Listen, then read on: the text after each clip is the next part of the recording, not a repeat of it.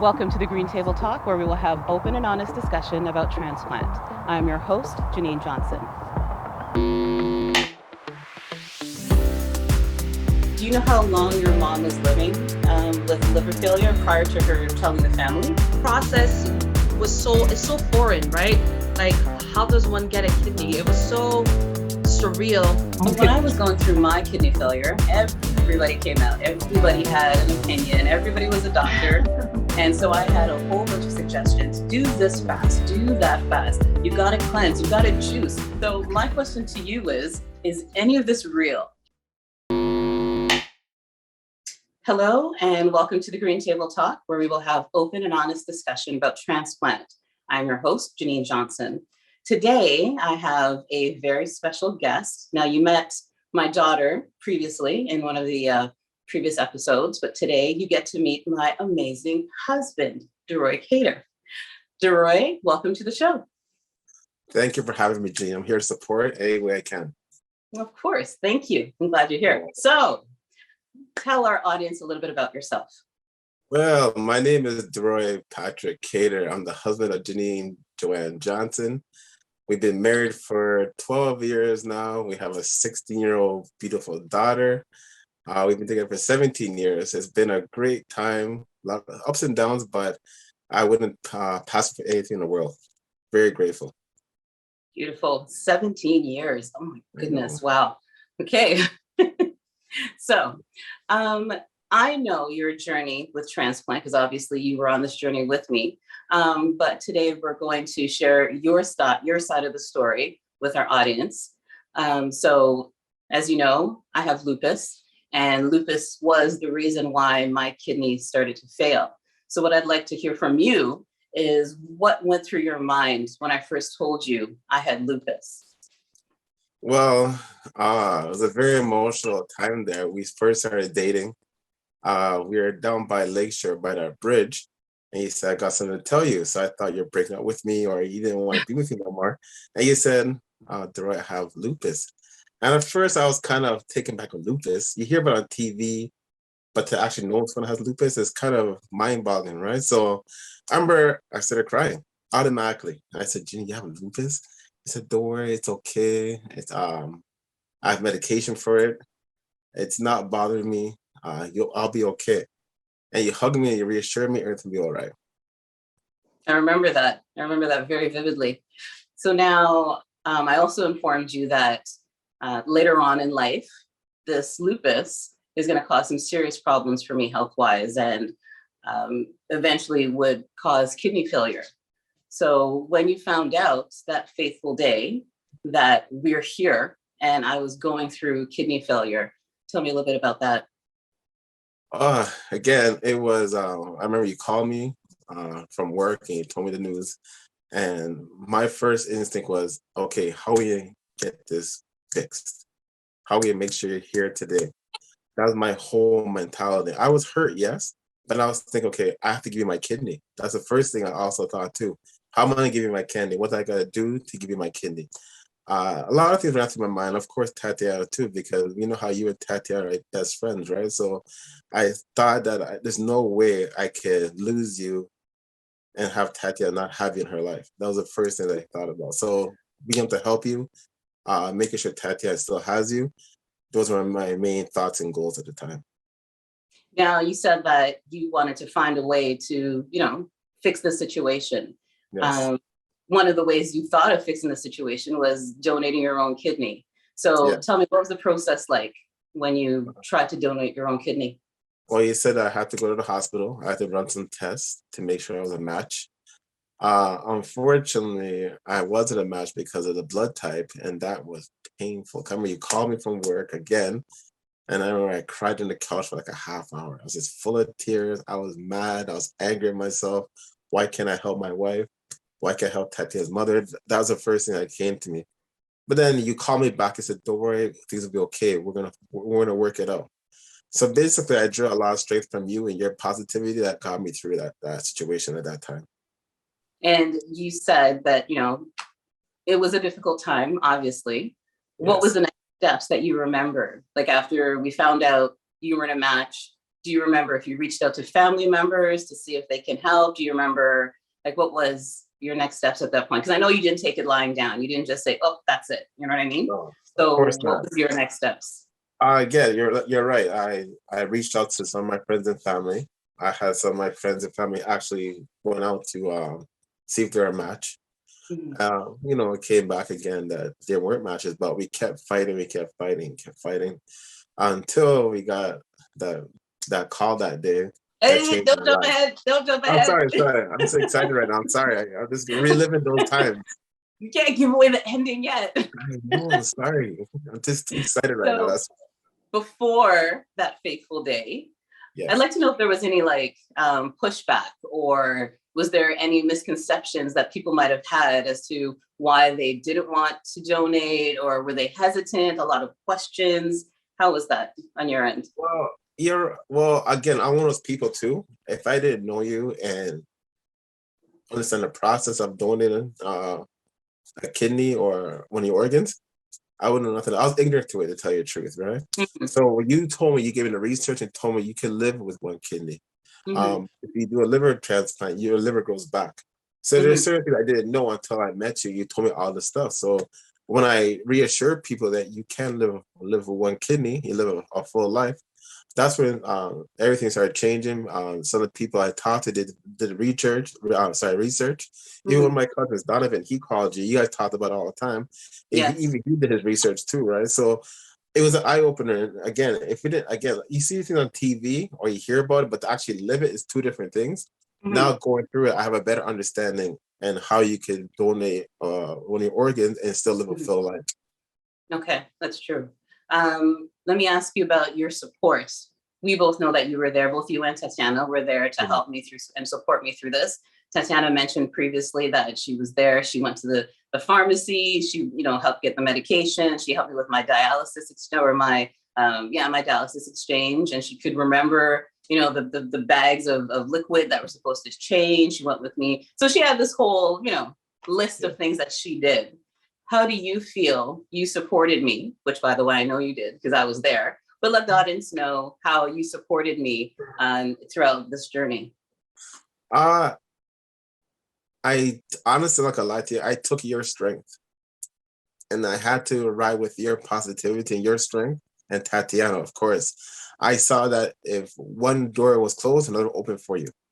You didn't give up. So I couldn't have that mentality either giving up or not being supported. I had to rub your back when you're not feeling well. If you're hungry, I had to get you food or pour you ginger ale at 3 o'clock in the morning, right?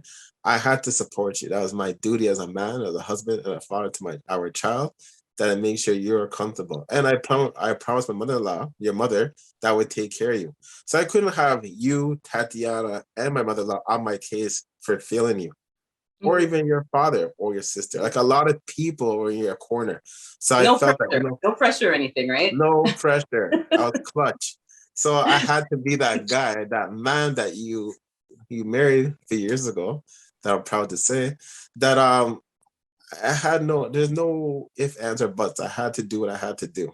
If I Mhm. didn't go to work that night, or if I didn't sleep all day and went to work at nighttime, I had to make sure you're okay. If you're okay, I'm okay. If Tatiana's okay, then we're all okay. And then it goes on and on. It's like a chain reaction of people that a lot of love has involved in this. So I Mhm. had to take that love and go with it. And I must add, those back rubs were so comforting while I was going through this whole process. So comforting. Thank you. You're welcome. So Tatiana, Yeah. she was 12 at the time when this whole process started. And I know she had a lot of questions and she's, very emotional about the whole thing. Yes. So tell me what you did to help comfort her during those times. I had to give her a hug every so often. Honestly, we comfort each other Mm, because I was in a lot of pain too, but I can't show that pain. Even mhm, towards you, I couldn't be like, I had to be my normal self, was cracking jokes, harassing you. I couldn't change who I was, right? But deep down, I was in pain. And so was Tatiana. So we leaned on each other. And, I said, Tati, don't worry. Mommy's going to be okay. And she mhm, saw your strength too. And her grandmother, her nana's strength too, always praying for you. Your Auntie Cicely praying for you also, your cousin Maggie. Everybody's Mhm. praying for you. So again, it's like a family came together to help you. So there's a lot of leaning on each other, making sure Tatiana's okay. Mhm. Watching her basketball games to take her mind off of things. I did everything possible, buying her food, Greek food, all her special stuff just to make sure she was happy. Now, what did you do to take your mind off of things? I just thought about you. Thought about your smile, your positive attitude. You were not gonna let this hold you down. So I would, if I ever felt sorry for myself, I thought about you. I said, no, I can't feel sorry for myself. Janine's doing well. Janine's fighting. I gotta fight with her. I have to have her back. And then there's Tatiana, of course. The three of us were family. We had to stick together. And I think we did a very good job because, we had breakdowns here and there, but I never saw you have a breakdown. Never. I mean, I Mhm. know behind closed door you might have cried a couple times here and there, but you didn't show it to us. So why am I going to show it to you? If you're being strong, I got to be strong too. And so is Mhm. Tatiana. And honestly, strength is very important. Like, of course, going through this process, you are going to have those moments where, yes, you will break down. I remember my Yeah. mom telling me at one point, there's no reason why you should ask, why me? Because Yeah. why not you? You know what I Yeah. mean? There's no Yeah. guarantee to anybody that we won't get sick, we won't have any health issues, there's no guarantee. But Yeah. the key is to not sit there and wallow and sit there and be upset about it and drown in it. And yes, have your moments, break down, cry, scream, yell, whatever you need to do. But just as long as you get back up, dust yourself off, say, right, I'm ready, let's go. And Yes. I got the strength from you and from Tatiana, everybody that you mentioned as well, that Yes. those times where I did feel, you know what, oh, I'm just so over this, Yeah. I did get the strength from you as well and from the rest of our family. So let me ask you about Transplant Day, March 27th, 2018. Tell me what was going through your minds. Did you have any worries, concerns? Tell me. My main thing was finally, it's here. It's that day. I Yes. remember when you were doing dialysis. I might get a little emotional right now, but you got to bear with me. I remember one time we're eating dinner. We eat dinner on Sundays. We always pray together. You weren't there that day. I Yeah. broke down. Of course, who was there? Tatiana. Daddy, it's okay. Oh, it's okay. So That's all of baby. that. That's right, right? Greatest gift ever, right? So give me a second. So back to that day. All those days of you not eating or you could barely eat your dinner and you're sick, and I was like, oh my gosh, and Tatiana will go in there and take care of you. Cause I couldn't go in there and take care of you. I didn't want to, I was just in tears in the living room, right? So Tatiana will go take care of you. But that day came and then we were sitting in a room and we walked in together. Of course, we hugged and kissed you and say, well, don't worry, Ginny, we'll see you soon. And we sat there, and your mother, Tati, and I sat in the waiting room watching CP24 or watching us because we're just in a different world. We're all quiet. We tried talking, but there wasn't much talk. And then when Dr. Lee came downstairs and said a success, I saw the joy in your mother's body, not her face, her whole body just changed. I gave A her a kiss. release, right? Sorry? Oh my gosh. Yeah. Huge release. And then when I kissed her in the cheek, I said, we did it. I don't think she even felt my kiss. She just had this thing about her. Like she just, like the weight of the world came off her shoulders. She's breathing through all her pores all over again. And of course, it's Tatiana. She wanted to go there right now. I go, Tatiana, we gotta wait. They'll call us when we're ready. No, Dad, we gotta go now. Tatiana, we gotta wait. And of course, your mom talked to her, and that was it, man. So that day was like etched in my brain. I remember waking up. I was like, this is the day. This is the day. Let's get it done. Mhm. So then everything worked out, and here we are today, smiling and laughing and enjoying life.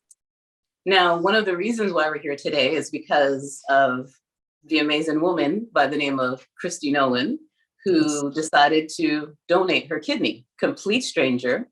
She Yes. saw my ad on my cousin's Facebook page. Yes. They church together actually, and she saw my Yes. ad and she decided, you know what, hey, I'm an old blood type. Why not? And she just decided to, try out. Let me know about your thoughts about Christy Nolan. Let me know, your first time meeting her. What was that like? It was one of the greatest moments of my life. Apart from being married to you that day and Tatiana being born, when I saw Christy, I was like, God sent. It was like the greatest thing ever. It's a miracle. It's like winning a lot of max. I know I'm rambling a little bit, but that's how I felt. When I saw her, I just saw this positive vibe from her. Like, she's like, I'm here to help. I don't want nothing in return. I'm just here to help. So this is what I'm supposed to do. We met her family. It was a great day we met. We all were like happy to see Christy. So again, I owe a lot to Christy. I owe everything she wants. I'm here for her for sure. Yes, definitely. So you mentioned religion a few times during our interview. So let me know, do you feel that religion played a major part, a very strong part during our transplant journey? Do you feel that, religion is partially, responsible, but not as much? Like, what are your thoughts on religion? Sorry for cutting you. I believe in power of prayer. So yes, religion is a huge part of this whole journey we're on right now. I think just in life alone. I remember seeing your mom waking up 4 o'clock in the morning to go pray, read her Bible. I'm pretty sure Auntie Susan did the exact same thing to it, and Maggie. We prayed together. You pray every night. You pray in the morning, right? I believe religion has 99% with this miracle we went through this journey. Now, I agree. For the record, I agree 100%. I've said it in previous episodes as well, that you should have some type of spiritual, faith-based center, because, I don't want to sound like I'm repeating myself because I've mentioned this previously, but you need that center, that somewhere to focus, whether whomever you choose to believe in, there needs to be that center, that focus, because it gets pretty tough. It gets pretty tough during this journey, whether it's, transplant, whether it's, kidney, liver, what have you, or even just life in general. Life gets hard, and you need somewhere to focus. You need somewhere to get that spiritual center. So I completely agree on that. Now, after the fact, obviously the transplant has happened. In terms of nutrition and in terms of, being healthy and that whole, that whole cycle, how do you think you've contributed to help keep me on the right path? Because obviously, since I've had the transplant, I can't just, McDonald's on Monday, Wendy's on Tuesday and all that. And I have those cravings, right? So how do you feel you've assisted me to keep on track? Because just in case someone's watching and they're going through the same situation as well, their significant other wants to eat this or eat that, which they know kind of deep down they shouldn't, give advice to that. So someone could, take the time to help them through those cravings and help them through those nutritional yearnings. Yes, because, sorry, let me start over again. Kind of like when you would tell me certain things that I shouldn't eat, right? I go back to what your nutritionist told you, and you told me that you shouldn't eat. Like, you shouldn't have too much salt in your food. So we wouldn't eat too much. You wouldn't eat too much French fries from McDonald's, for example, because French fries and McDonald's has lots of salt. There are certain things you can't eat. Spicy foods, say sushi, for example, stuff like that. So you might have that craving for it, but I said, Jeannine, remember you said this. And you might say, but it's only one time. But Jeannine, one time can make it worse, right? And you have to hold me accountable. You hold me accountable for all these things. It's not just because you hold me accountable too, right? So it's my revenge on you right now, right? So you see how it feels when I want something. You know, you can't have it. So I understood, but all joking aside, though, I know that I had to be that voice. I couldn't just give in and say, it's okay, it's only one time. That's not fair to you. What was something happened to you? It'd be my fault. I didn't say nothing. So I had to be supportive and make sure I'm very transparent on my thoughts and make sure I tell you the truth when I speak to you. Now that you're mentioning, telling me the truth, let's be honest and tell me the truth. How much do you really love me? Oh my gosh. To the Earth's crust, the Earth's core. It's so deeper than the Pacific Ocean. Thank you very much, Deroy. This interview has been great. I don't know who did better, if it was Tatiana, if it was yourself. I'm going to keep that information to myself because I don't want to get in trouble by Tatiana or you. Thank you for joining us on the Green Table Talk. I really appreciate this. And I hope to see you on the show again. Thank you for having me. I'm glad I was able to speak on it. It feels very good to be able to have the opportunity to speak to you on this day, September 30th, 2021. 3 years after your transplant, and you're going good, and you look so beautiful right now. Thank you. Greatly appreciate it. You're welcome. That was our guest for today. Thank you very much for joining on the Green Table Talk. We will see you again next time. And don't forget, you are, you can, and you will.